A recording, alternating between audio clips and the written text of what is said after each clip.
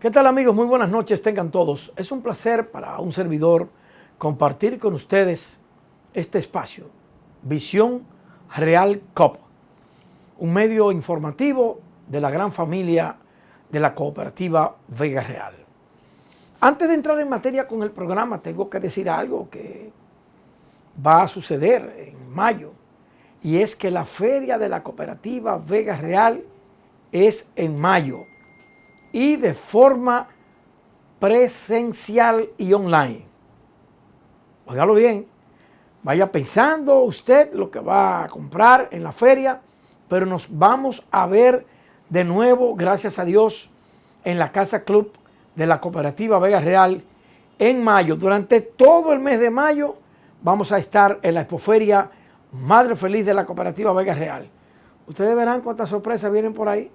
Muchas sorpresas vienen para todos nuestros asociados. Y si tú no eres socio, estás a tiempo de visitar cualquiera de nuestras oficinas, hacerte socio para que aproveches el crédito de la expoferia Madre Feliz de Vega Real. Ustedes saben que estamos celebrando el mes de la patria. Febrero es el mes de nuestra independencia. Y en la pasada semana nosotros colocamos algo interesante sobre el panel con los jóvenes que representaron las diversas oficinas, hablando del Duarte joven, del Duarte medio ambiente, ¿verdad? De esa parte que jugó Juan Pablo Duarte en favor del medio ambiente. Y hay un segmento importante que vamos a ver esta noche, muy breve, con el ingeniero César Arturo Abreu sobre Duarte y el medio ambiente. Así es que vamos a conectar ahora con nuestro señor director para ver esta partecita. Presten atención. En el aspecto de lo que tenía Duarte que ver con la naturaleza, con el medio ambiente, que en ese tiempo, ya yo he repetido, el país era el mismo, 47.000 kilómetros cuadrados y apenas 60.000 habitantes. Así que tú encontrabas una gente viviendo aquí, la otra en Bonao, por ejemplo. O sea, el país era exuberante, naturaleza que aparentemente estaba dormida, pero que explosionaba cada día cuando salía el sol, ríos que corrían salvajemente, ¿verdad?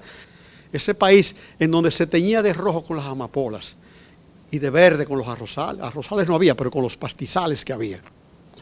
Entonces Duarte se cría en un ambiente en la capital que no es ese. Duarte se crió en Santo Domingo, ustedes saben que es árido. Y cuando Duarte cruza desde Cotuí, que cruza Ayuna, era un brazo de mar, y se adentra entonces en el Cibao propiamente, él nunca había visto una cosa así. Lo que él ve le entusiasma tanto que entiende en ese momento que si él creía que era posible en la República Dominicana, ahora con tanta bonanza, con tanta exuberancia, con bosques por donde quiera, por aves que corrían y se te metían entre los pies, una proliferación de la naturaleza que digo que a los ojos de él le pareció que estaba llegando al paraíso. Y entonces entendió y comprendió más todavía lo grande que era su país, lo hermoso que era, lo bien dotado de su país y que había entonces que preservarlo. Ese es el Duarte que llega a La Vega, convencido y amante y conocedor ahora de un nuevo país. Y llega a La Vega donde es bien recibido. Aquí se proclamó presidente primero que en Santiago, porque los veganos entendieron el espíritu de Duarte, el mensaje del maestro, plenamente lo entendieron.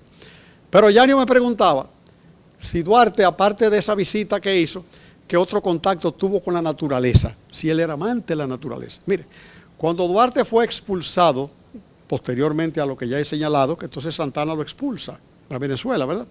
Pasa 12 años que no se sabe de él. Se le perdió a la familia. ¿Dónde estaba Juan Pablo Duarte? ¿En qué pasó 12 años? ¿Cómo vivió en esos 12 años? ¿Por qué se mantuvo en esos 12 años con un espíritu todavía de lucha latente que demostraría volviendo al país después con la restauración? Él tomó en la selva de Venezuela, penetró por el río Orinoco, que se mete para allá, para Brasil, para el Amazonas, para allá se mete, y a navegar hacia allá. Y se detuvo al final, donde el Orinoco termina, entonces vino los afluentes, caminó y llegó a una aldea, San Carlos de Río Negro. Podían haber indios, tal vez 50, 60, chozas, ahí no había luz eléctrica, era en el suelo, Era la pura naturaleza. Y ahí Juan Pablo Duarte vivió 12 años. Porque San Pablo decía en su carta que la carta que Dios nos dejó es la naturaleza. Ahí está todo. Y tú te logras integrar a la naturaleza, el mensaje de Dios tú lo captas fácilmente. Entonces, en ese aspecto Duarte, pues, vive plenamente y se siente contento, pero preocupado porque su país estaba en manos que no eran. Posteriormente viene, pero ya esa es otra historia que haremos otro día. Lo que he querido señalar es esos dos aspectos importantes de la vida de Juan Pablo Duarte, que es el maestro, que todavía sigue siendo porque sus enseñanzas están plasmadas. Yo les traje para darle después a cada uno el ideario de Duarte, algún material duartiano. Le traje a cada uno un libro del Duarte joven como ustedes. Lo tengo ahí, se los daré posteriormente para que sigan entonces leyendo a ustedes. Y ese que Yanio cogió, ese fue una de las novelas que yo he escrito, que se la voy a dar al que gane el primer premio, que es Mis vivencias en la era de Trujillo. Y entonces, después esa es otra historia. Pero he querido compartir con ustedes este momento, enriquecerlos en lo que he podido, y ojalá que mi mensaje le haya servido de afianzamiento a los trabajos, a las investigaciones que ustedes hayan hecho. Y al verlos ustedes, créanme, yo considero que todavía hay patria. Y los felicito. Muchas gracias.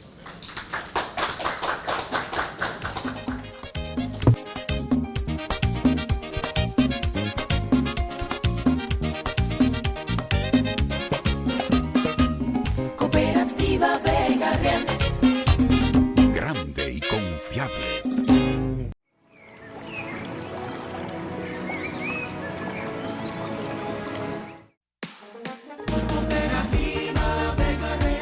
Hemos alcanzado grandes logros en el crecimiento y la solidez, gracias a la confianza de nuestros socios, al esfuerzo de nuestros empleados y distritos cooperativos y a la cultura de transparencia ejecutiva y de eficiencia gerencial y administrativa de Vega Real. Nunca como hoy, Vega Real ha deseado con tanto fervor la salud y el bienestar de nuestros socios y de todas las familias del país. En estos afanosos días, la esperanza se posa en los labios de la gente, deseando la victoria de la cooperación y la generosidad contra la adversidad, para que volvamos a la alegría y al trabajo como éramos antes. Nuestra esperanza nos espera.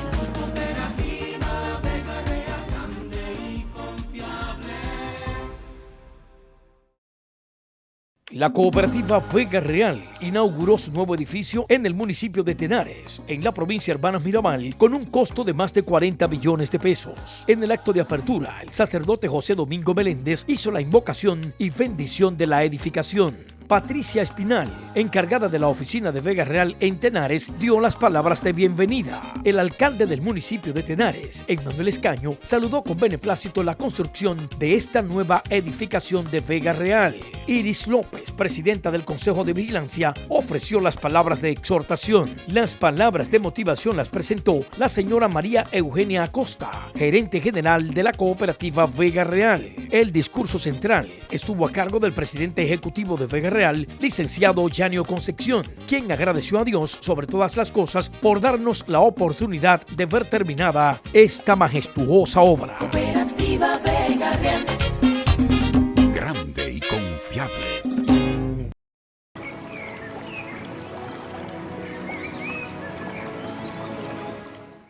Interesante, como siempre, la participación de don César Arturo Abreu Fernández. El modelo de Duarte en materia medioambiental. Gracias a don César por esa identificación con la cooperativa Vega Real.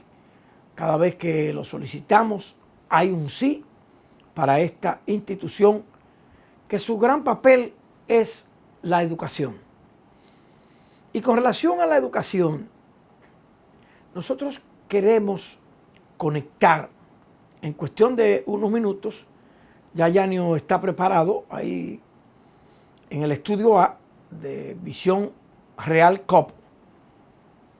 Para que ustedes vean, busquen lápiz y papel, porque lo que ustedes van a ver a continuación, que yo no me lo voy a perder, porque me voy a quedar aquí en el estudio principal de Visión Real COP para conectarme con Yanio. Como ustedes lo están viendo ahí en su pantalla, ya él está preparado, esperando que nosotros nos conectemos porque lo que viene a continuación es importante. Yanio tiene en línea a la doctora Nali Cruz, oncóloga, quien es la directora del Oncológico de Santiago y de CRC en Santiago. Nali va a hablar de la prevención del cáncer, todo lo que provoca el cáncer.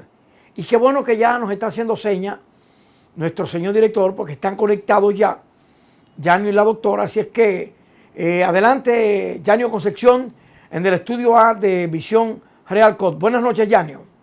Buenas noches, gracias a la doctora Nali Cruz Ventura, oncóloga, que hoy va a compartir con nosotros importantes informaciones en una charla de prevención y detención temprana del cáncer.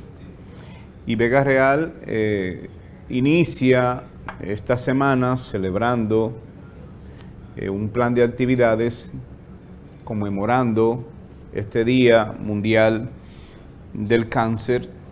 Y entonces Cooperativa Vega Real, el año 2020-2021, seguimos conectados, llevando la orientación, la educación, la información, y queremos, como bien dice la Organización Mundial de la Salud, como dice también la Organización Panamericana de la Salud, cerrar la brecha de atención, es el lema de la Organización Mundial de la Salud, cerrar la brecha de la atención, y la Organización Panamericana también nos dice que este flagelo tenemos que tratarlo sin miedo,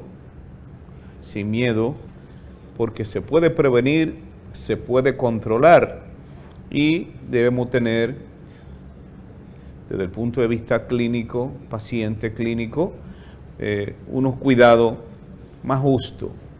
Sabemos la dificultad de presupuesto, económica, de atención, de la salud, lo costoso que resulta este tipo de enfermedad, pero no podemos tener temor, porque la vida tenemos que luchar por ella todos los días, luchar con mucha fuerza. Tenemos entonces que tener una prevención. ¿Qué es lo que hace la Cooperativa Vega Real con su programa de salud, con su departamento de salud, de llevar no solamente educación, de llevar operativo médico a las comunidades para orientar, de hacer pruebas, cáncer de mama, cáncer de próstata, de ayudar a la familia a que puedan sobrepasar el punto de vista psicológico, este impacto que causa cuando le dan esa noticia a una familia. Están hablando de que, bueno, casi la gente se asusta tanto que inmediatamente piensa en la muerte, y no es así. Para eso vamos a tener a la doctora Nali Cruz Ventura, que nos va a orientar que se puede prevenir, se puede controlar.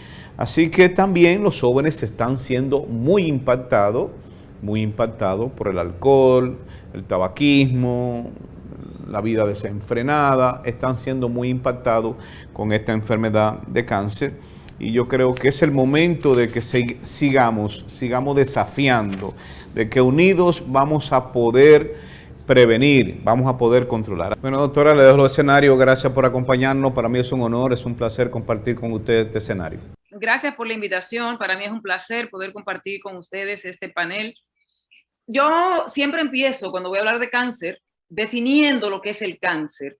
Y cáncer se define no como una enfermedad, sino como un conjunto de patologías o de enfermedades que se caracterizan por una pérdida del equilibrio de los mecanismos que tenemos intrínsecamente que controlan el crecimiento de nuestras células, que son nuestra unidad funcional, y de la muerte celular programada. Esto se traduce de la siguiente manera. Cuando nosotros tenemos un grupo de células en un tejido específico, este grupo de células tiene una vida media. La vida media significa el tiempo que esa célula va a vivir antes de tener una muerte programada.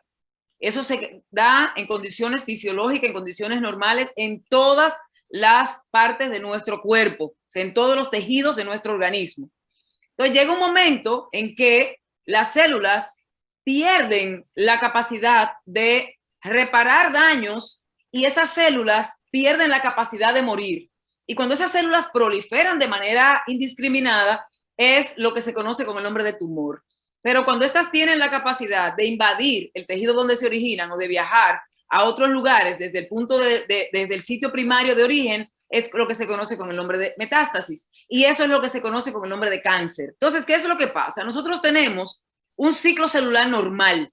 Cada tejido tiene una vida media de células. Por ejemplo, las células de la cavidad oral duran 6 horas. A las 6 horas se reponen una con otra. O sea, muere una y da origen o da paso a otra célula exactamente igual. O sea, una división celular es una división de una célula, que es la célula madre, y esta célula se va a dividir en 2 células. Una, que ya es la que le llegó su vida media, se va a morir y va a dar origen a una célula nueva, que va a tener ese mismo periodo, una vida media específica. ¿Qué ocurre? Que cuando la célula tiene contacto con agentes externos, factores carcinógenos, como nosotros le llamamos, y el ejemplo más práctico que puedo poner es: se expuso al humo de tabaco, empezó a fumar o estuvo en un ambiente donde se fuma. En la célula se produce un daño. Ese daño es reparado por unos agentes que tenemos en nuestro organismo que se llaman genes supresores de tumores. Los genes supresores de tumores tienen como finalidad detectar el daño que se produce en las células y repararlos para evitar que la célula que va a nacer a partir de esa no nace con el daño. Pero cuando esa célula pierde la capacidad de reparar el daño, entonces ocurre lo que se llama suicidio celular. La célula muere para evitar que ese daño se perpetúe. Pero si nos seguimos exponiendo a los agentes carcinógenos y encima de eso tenemos otros factores de riesgo o tenemos factores endógenos, o sea, de nuestro propio organismo, que son productores de mutaciones celulares o de daño en las células, entonces esa célula mutada va a perpetuar los daños o mutaciones, como se llaman, y va a empezar a crecer de manera diferente a las células normales de ese tejido. Y ese tejido va a ir modificando su estructura hasta formar esta estructura que estamos viendo aquí, que es lo que se conoce con el nombre de tumor. Cuando estos tumores crecen de manera incontrolada, invaden el tejido donde se originan, el tejido adyacente al tejido de origen, y dan enfermedad metastásica a distancia. ¿Por qué?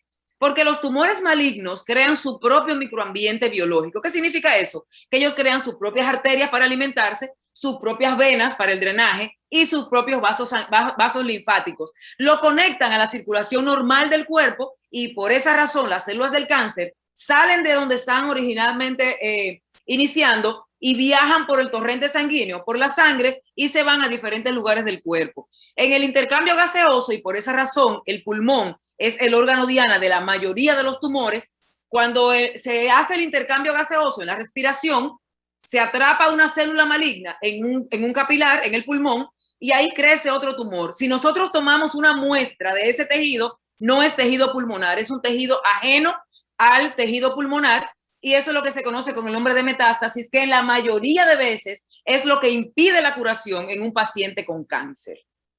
Bueno, entonces tenemos 2 entidades. Una entidad se llama factor de riesgo. Los factores de riesgo son fenómenos que se relacionan con el desarrollo del cáncer, pero no son la causa directa del cáncer. Por el contrario, los agentes etiológicos, que también se denominan agentes carcinógenos o que provocan mutaciones en las células o que provocan cambios estructurales en las células, que son las que van a originar los tumores malignos, estos agentes pueden ser endógenos, o sea, con lo que yo nazco, predisposición mía personal, porque cuando hablamos de genética, estamos hablando de predisposición personal, la herencia es otra cosa. Y aquí voy a hacer un paréntesis.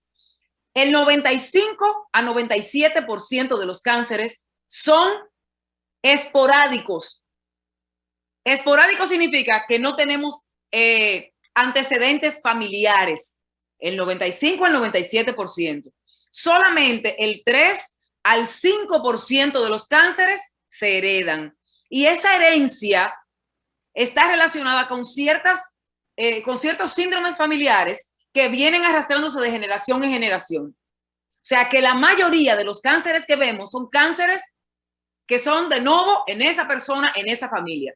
Sencillamente porque esa persona tiene una predisposición en sus genes, a eso me refiero cuando hablo de predisposición genética, para que los produzca. Y por otro lado están los agentes exógenos, que son a los que nos exponemos desde el ambiente, ¿sí? Entonces, cuando yo quiero hacer una diferencia para que me entiendan de lo que es un factor de riesgo con lo que es un agente etiológico, yo les puedo decir, el factor de riesgo más importante para que una persona desarrolle cáncer de la piel es la exposición al sol. Pero lo que produce los cambios en la piel son los rayos ultravioleta. Entonces, ahí yo creo que ya podemos entender la diferencia entre lo que es un factor de riesgo y lo que es un agente etiológico. Normalmente los factores de riesgo exógenos, o sea, de afuera, se combinan con factores de riesgos propios míos, de mi cuerpo, y esto incrementa la probabilidad de que yo pueda desarrollar una neoplasia maligna o un cáncer. Yo les platicaba en principio que hablar de prevención en cáncer es un poco, ¿cómo les digo? Es una utopía realmente. ¿Por qué? Porque la mayoría de los cánceres son detectables, no prevenibles. Solo hay 2 cánceres que son prevenibles, como les digo, todos los demás son detectables. Entonces, ¿qué es prevenir?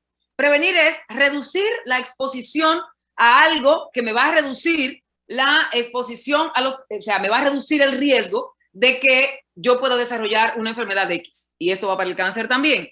Ahora, ¿cómo hacer para yo hacer detección oportuna? ¿Cómo hacer para yo detectar tempranamente los tumores?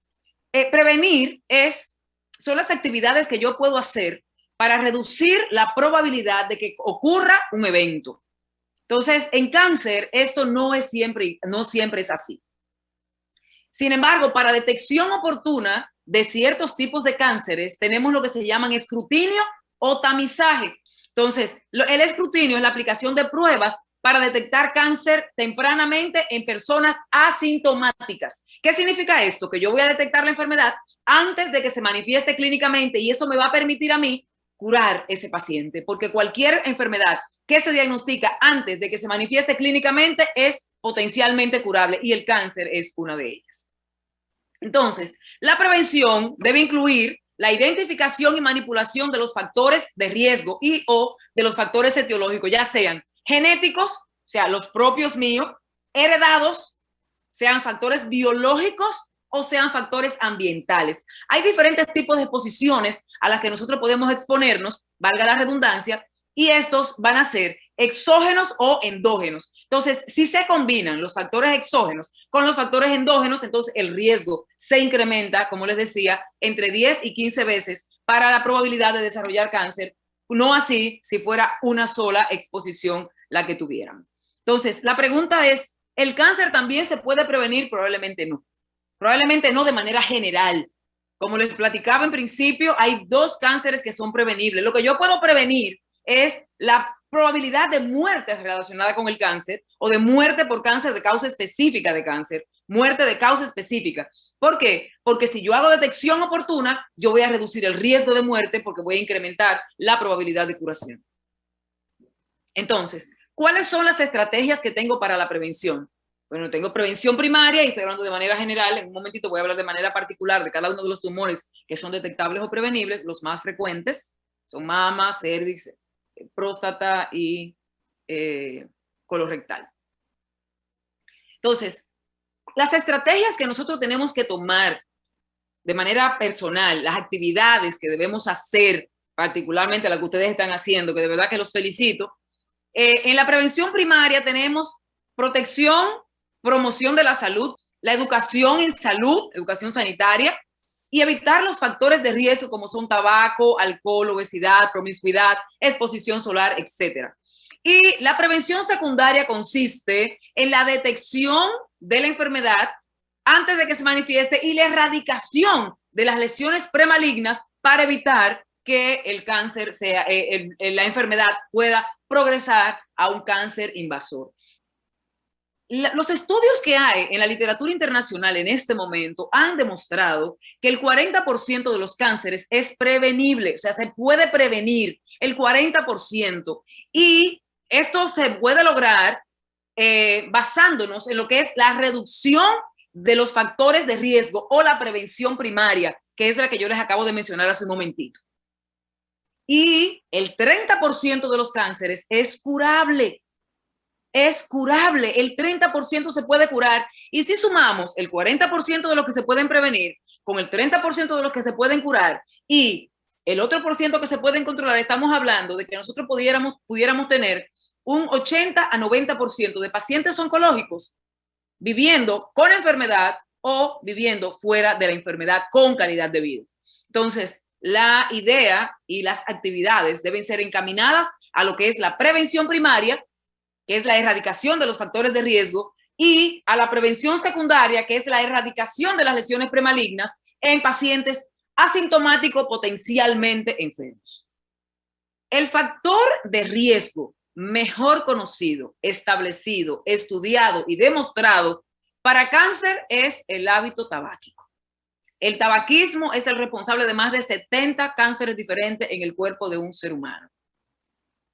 Con lo cual, esta es una actividad que cuando cesa pudiese modificar el riesgo de que ocurra una enfermedad X, desde lo que son las enfermedades cardiovasculares hasta lo que es el cáncer. O sea, es un factor de riesgo totalmente modificable. El cese del hábito tabáquico reduce el riesgo de desarrollar cáncer relacionado con. A partir de los 10 años de cese de hábito tabáquico, las curvas de incidencia del cáncer empiezan a bajar y tenemos que, para ya, cuando usted cumple 20 años de haber cesado del hábito tabáquico, o sea, de haber dejado de fumar, usted tiene un riesgo de desarrollar cáncer muy cercano a lo que es la población que nunca ha fumado.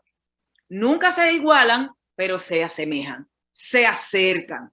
Entonces, el paciente que fuma tiene 10 veces mayor riesgo de desarrollar un cáncer y este riesgo es permanentemente estable, incluyendo que puede haber un 33% de probabilidad de fallecer de forma prematura, ya sea por afecciones cardiovasculares o por cánceres inducidos por el tabaquismo. Entonces, muchas veces tenemos un paciente que llega con un cáncer de vejiga, de ureter, de riñón, y el paciente es fumador, continúa con el hábito tabáquico porque entiende que en esos lugares ese tumor no está relacionado con el hábito tabáquico. Y quiero que sepan que sí, que el riñón, el cáncer de riñón, es uno de los factores de riesgo más importantes, o el tabaquismo más bien, es uno de los factores de riesgo más importantes para desarrollar cáncer de riñón, de vejiga, de uréter, y de esófago, de cavidad oral, orofaringe, laringe, estómago, canal anal, recto, vagina, vulva, pene y un largo etcétera. Entonces, la abstinencia tabáquica puede frenar el cáncer incluso en etapas incipientes. Sin embargo, no ejerce un efecto sobre la estadificación. O sea, si cesa el hábito tabáquico antes de que el cáncer avance, es posible que se pueda frenar, pero si el cáncer se diagnostica en estadio localmente avanzado, el cese del hábito tabáquico no va a modificar ese estadio clínico. Lo que va a modificar ese estadio clínico, lo que ustedes normalmente conocen como grado, realmente el cáncer no se mide en grado, el cáncer se estadifica de acuerdo al tamaño del tumor, a si hay enfermedad en los ganglios, en las reumas, como ustedes le llaman, o si hay enfermedad a distancia, en pulmón, en hígado, en hueso, en cerebro.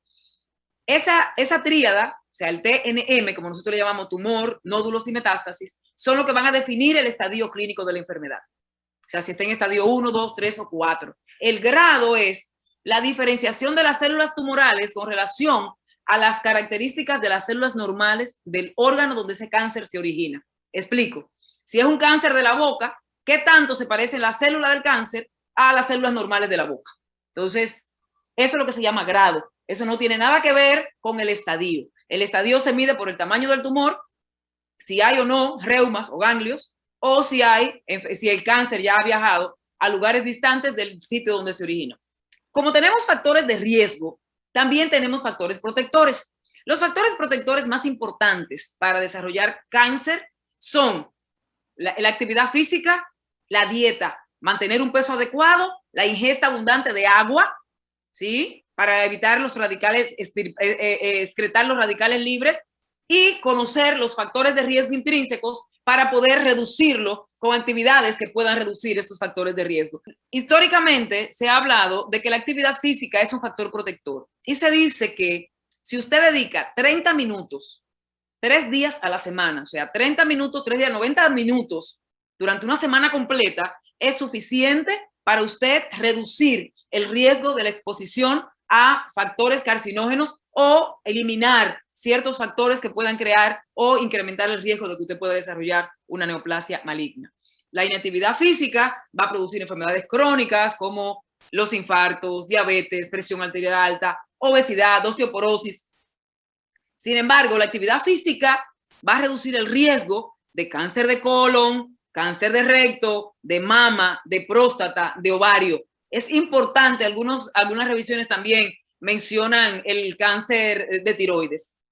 Las actividades físicas, y aquí voy a hacer una acotación también, porque la mayoría de veces a nosotros nos dicen los pacientes, es que yo no tengo tiempo porque yo trabajo 8 horas al día, es que yo no tengo tiempo para salir a caminar, es que yo no tengo tiempo para ir al gimnasio, es que yo no tengo tiempo para, porque siempre tenemos una excusa. Y yo le digo, bueno, usted no tiene tiempo para salir a caminar, ponga un perico ripiado cuando usted llegue a la casa y bailelo durante 30 minutos, usted verá, eso es actividad física. O sea, inicie una actividad que le permita ejercitarse de alguna manera. Usted no puede salir de la casa, baile.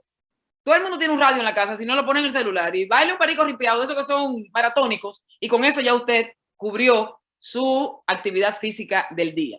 Solo 3 días a la semana, durante 30 minutos, lo ideal sería que fuera toda la semana, obviamente, pero 3 días a la semana, durante 30 minutos reduce el riesgo de cáncer de próstata, de mama, de colon, de recto, de ovario. Así es que los invito a, si no tiene tiempo para ir al gimnasio ni para salir a caminar, baile. El factor de riesgo más relevante para el cáncer y para las enfermedades crónicas es la obesidad.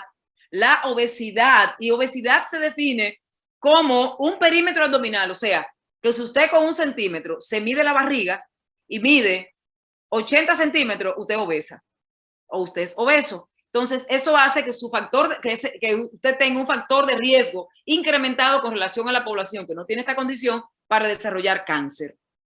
De igual manera, el consumo de grasas nos puede aumentar el riesgo de cáncer de colon, cáncer de próstata, cáncer de mama. Y las recidivas del cáncer, después que una paciente se controló o se curó por cáncer, sobre todo cáncer de mama o de ovario, cuando las pacientes son obesas o cuando hay una dieta corriente con un porcentaje de 40% de grasa, tiene un riesgo tan incrementado como un 40% de desarrollar la enfermedad nuevamente o de desarrollar enfermedad metastásica relacionada con el tumor primario. Sin embargo, cuando hay una reducción de una dieta rica en grasas de origen animal saturado, hay un 26% de probabilidad de reducir el riesgo de morir por este tipo de cáncer o de que reaparezca el cáncer nuevamente. Cuando tenemos una dieta corriente, puede haber una cantidad tan alta como de 12% por año de que el cáncer regrese. Otro de los factores de riesgo para cáncer de manera general es la exposición solar, específicamente para cáncer de piel.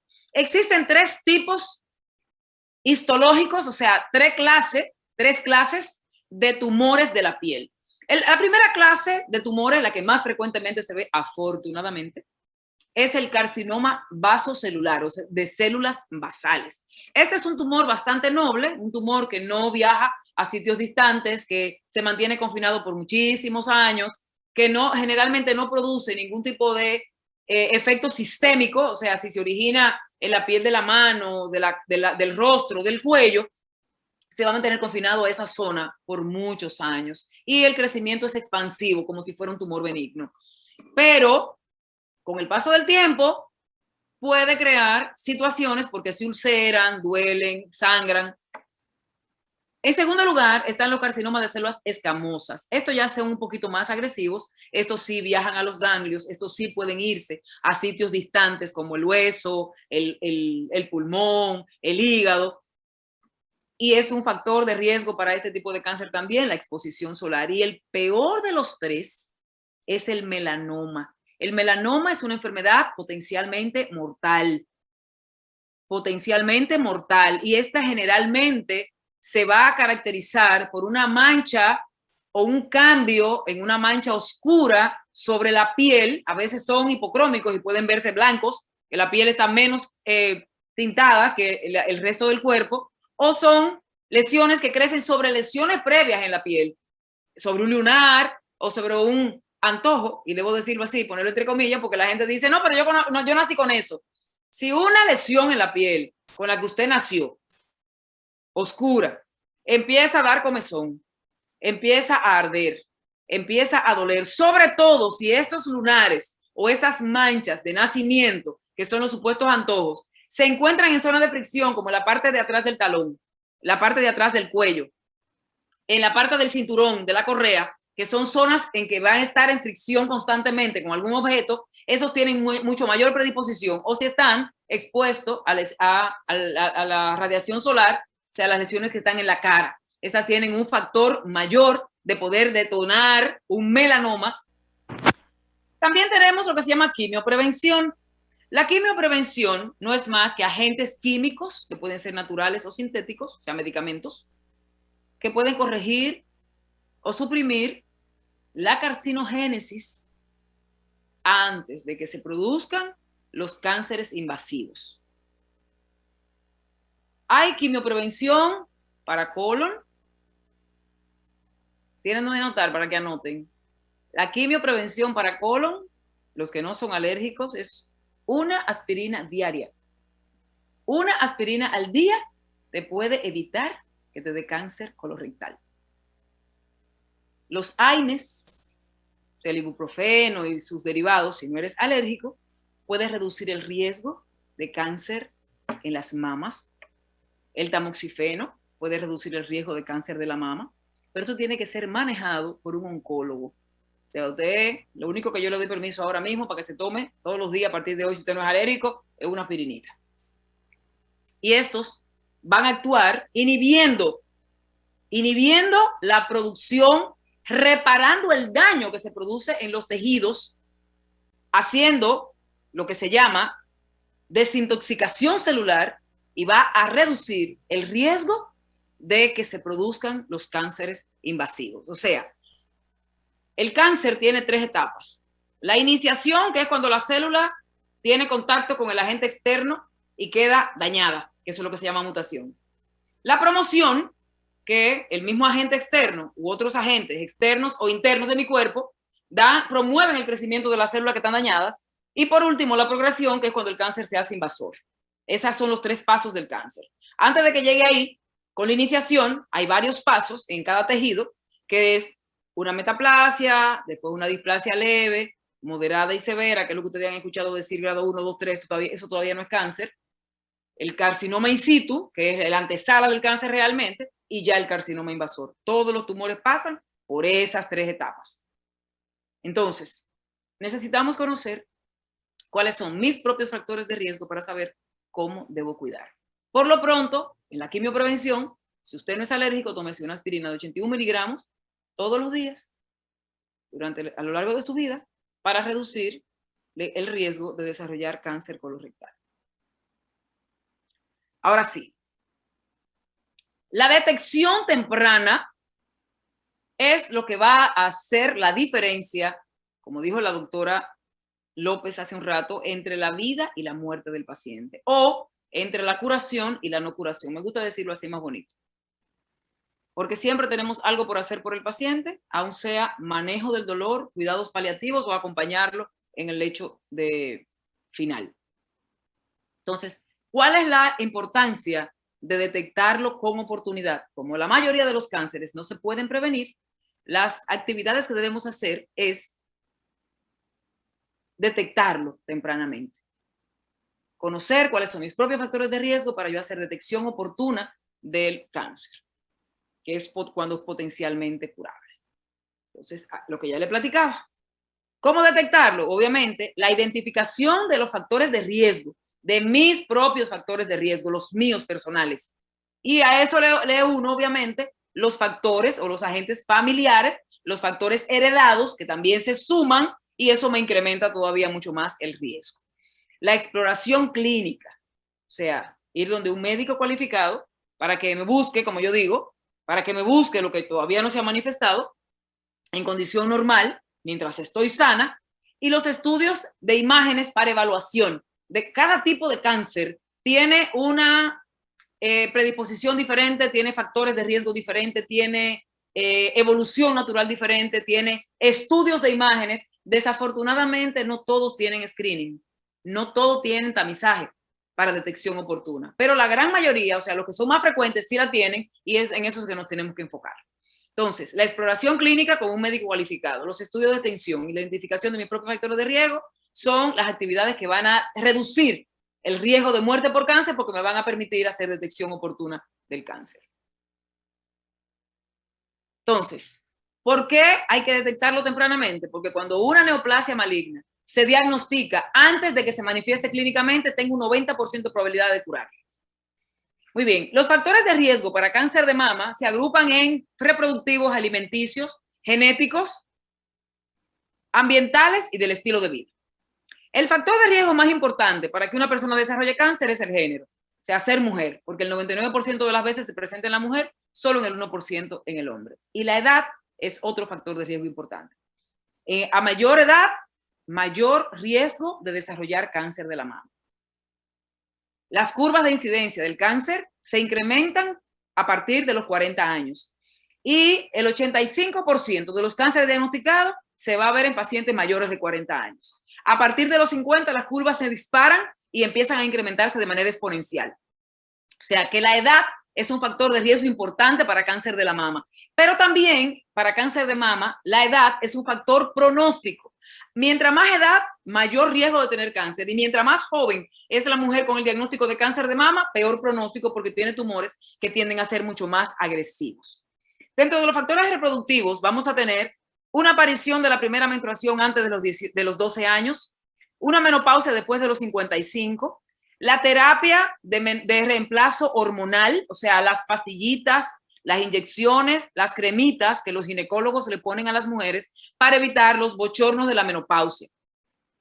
Un embarazo por encima, el primer embarazo por encima de los 30 años o haber tenido un embarazo a temprana edad y 15 años más tarde, el segundo embarazo incrementa el riesgo para desarrollar cáncer de mama. Haber tenido hijos y no lactar o nunca haberse embarazado son factores que también incrementan el riesgo de cáncer de mama. Dentro de los factores alimenticios, como ya lo habíamos hablado, obviamente la obesidad, con una dieta alta en grasa, que son las que llevan a obesidad, o un índice de masa corporal mayor de 27 centímetros.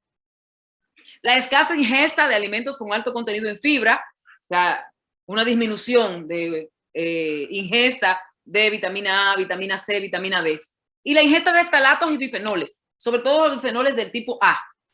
Estos compuestos, los ftalatos y bifenoles, son compuestos químicos que me imagino que a partir de hoy también la cooperativa Vega Real me va a ayudar a mí con esta campaña que yo tengo hace rato contra estas actividades. Estos se van a derivar del plástico cuando se calienta. ¿Qué es lo que ocurre?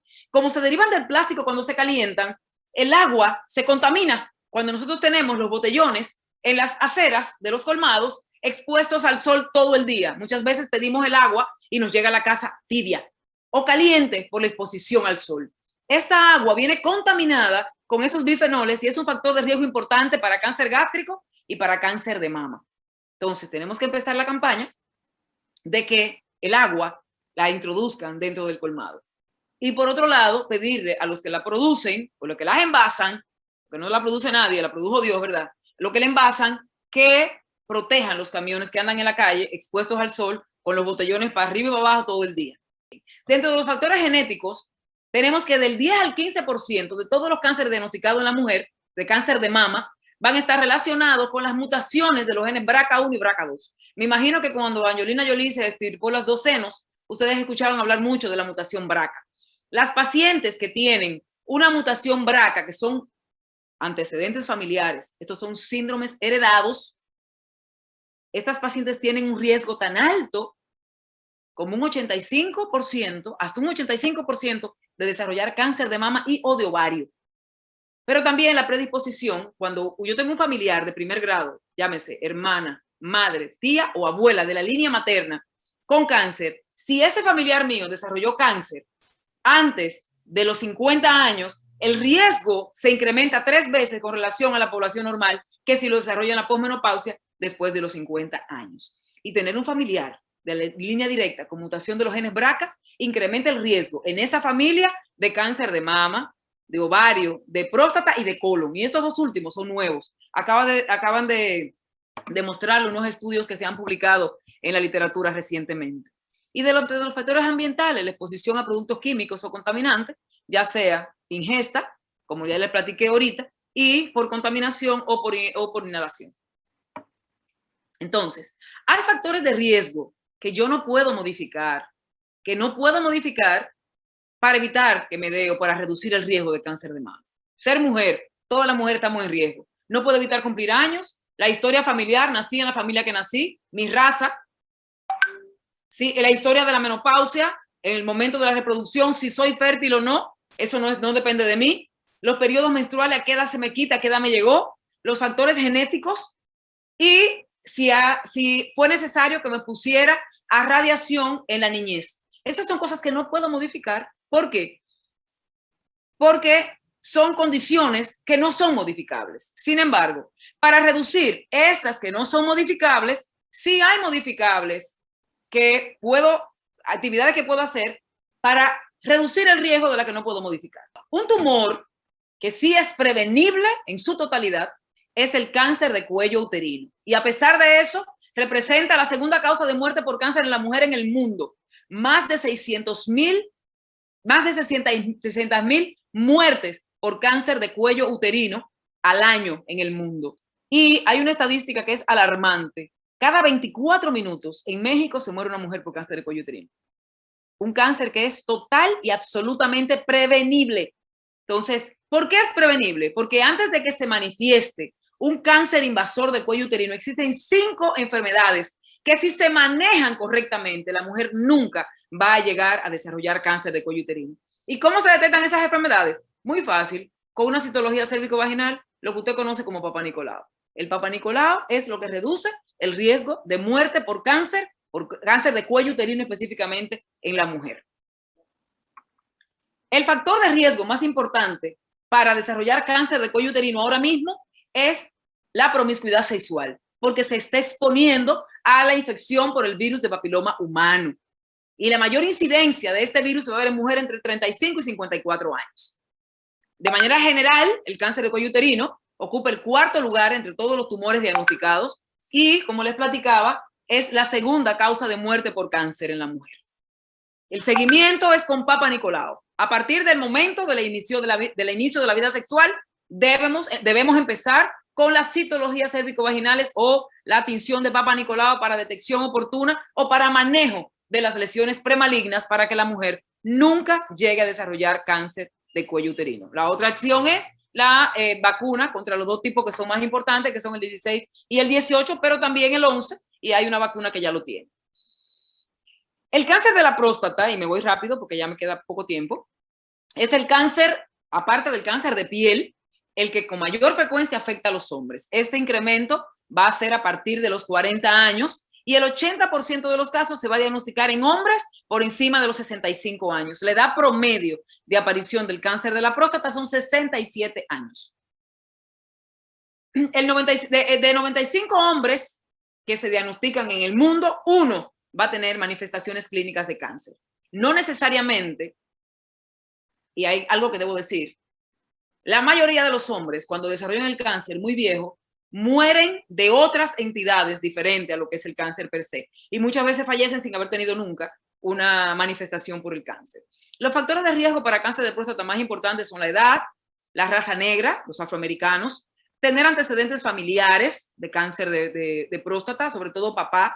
Hay síndromes familiares de una delección en un gen, que es la delección del cromosoma o de la delección del cromosoma 24-26, del gen 24-26 del cromosoma 1, la mutación BRCA, como ya les dije, el síndrome de Lynch para síndromes familiares y la obesidad. Pero también hay factores protectores para cáncer. Hombres, atención. Factores protectores para cáncer, tomate. Comer tomate. El licopeno que se encuentra presente en el tomate, en toda su presentación, incluyendo en el ketchup, o el cachú, como lo decimos nosotros, es factor protector. Tomar vitamina E y selenio son factores protectores. Esto es quimioprevención. Vitamina E, selenio y el licopeno, que lo conseguimos comiendo tomate. ¿Sí? La sobrevida de pacientes en una cohorte reciente que se hizo a 5 años en pacientes con cáncer de próstata es cerca del 100%. O sea, de cada 100 hombres que se diagnostican con cáncer de próstata, 2,5 hombres son los que se van a morir, lo que significa que es una enfermedad que se puede curar en casi el 100% de los casos. El diagnóstico se va a hacer, o el diagnóstico oportuno, con el antígeno prostático, o sea, la detección, la determinación de esto en sangre, el tacto rectal, un ultrasonido rectal y una resonancia prostática cuando se sospecha de cáncer de próstata. Cuando nosotros tenemos un paciente con un antígeno prostático menor a 4, la probabilidad de que tenga cáncer es de 15%. Sin embargo, con un antígeno por encima de 10, ya cerca del 70% puede tener cáncer. El cáncer de próstata no es prevenible, es detectable. La búsqueda continua, tacto rectal, PSA, acudiendo al médico mientras estamos sanos. Y por último, el cáncer colorectal, que es la otra neoplasia que es prevenible. Esta tiene igual prevención primaria y prevención secundaria. La prevención primaria consiste en el cambio del estilo de vida, hacer ejercicio, bajar de peso, cambio de la dieta, reducir las grasas de origen animal saturada o abolirlas, aumentar la fibra, una dieta rica en fibra. Y la prevención secundaria es la erradicación de los pólipos o de las lesiones premalignas. La colonoscopía es el método de imagen que nos va a permitir a nosotros detectar si hay algún tipo de lesión y extirparla para evitar que progrese a una neoplasia maligna. El control del cáncer es educación, prevención, detección, investigación, diagnóstico y por último la prevención terciaria, que es la rehabilitación y la integración a la sociedad después del diagnóstico oncológico. Acude con tu médico a realizar tu revisión oportunamente en todo momento mientras estamos sanos. Cualquier enfermedad que se diagnostique antes de que se manifieste clínicamente es potencialmente curable. Recuerda, prevención es curación. Bueno, gracias doctora a usted por esta interesante ponencia en estos niveles y nuestro objetivo es prevenir.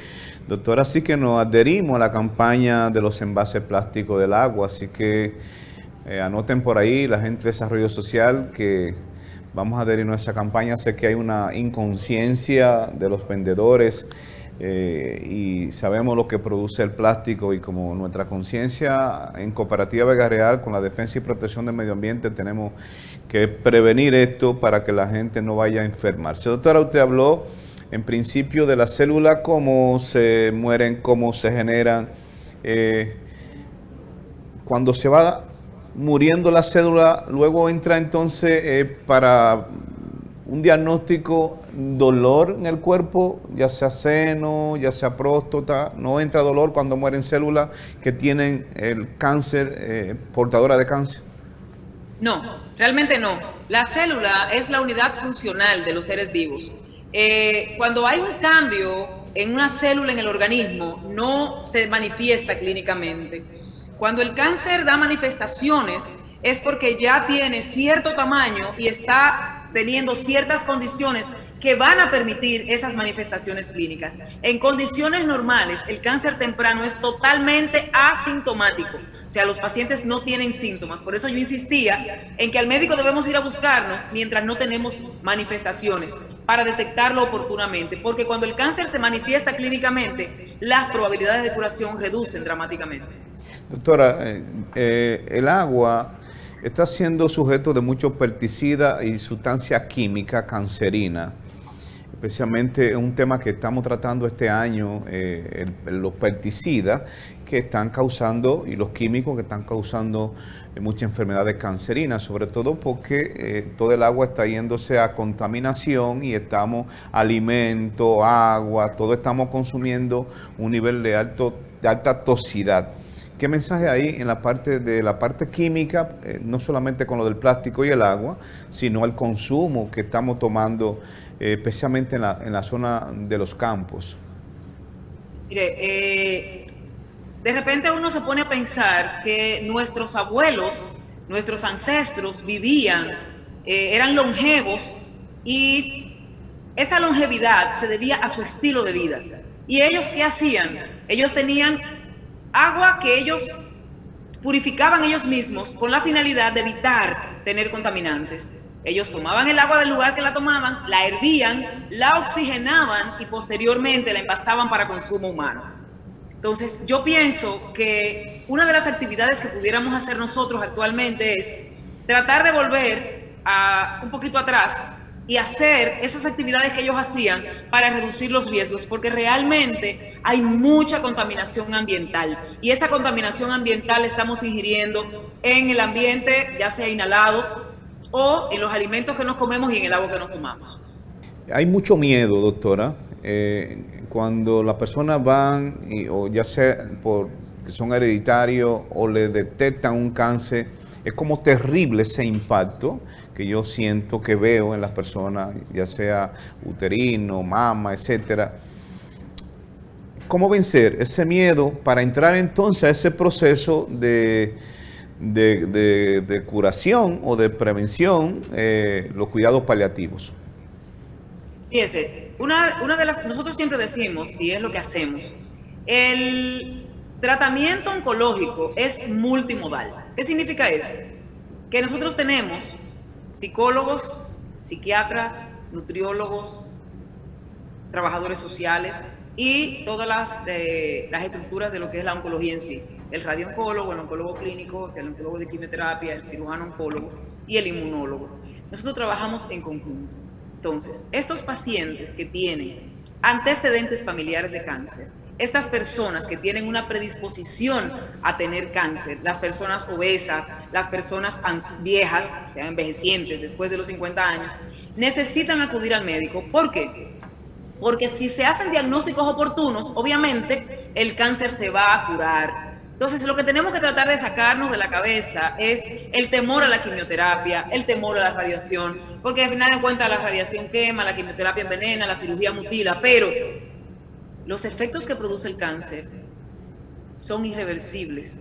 Los efectos que producen los tratamientos oncológicos son manejables y son reversibles. Entonces, es un asunto de educación y de conciencia. Las personas deben acudir a hacer sus screening, o sea, sus búsquedas, antes de tener cualquier manifestación. Por lo que dije previamente, cualquier enfermedad que se diagnostica antes de su manifestación es potencialmente curable y controlable.